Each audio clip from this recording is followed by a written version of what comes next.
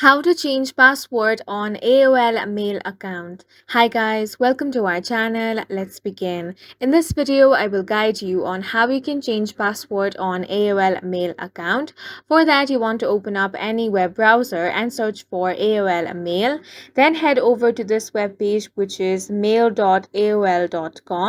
Make sure to sign into your account by entering all of your credentials. Once you have been logged into your account, you want to click on the profile icon, then select account info. Once you land on this page, you want to click on the security option, then scroll down and get to the password option. Here you want to click on the option of change password. Now you get to change your password from here.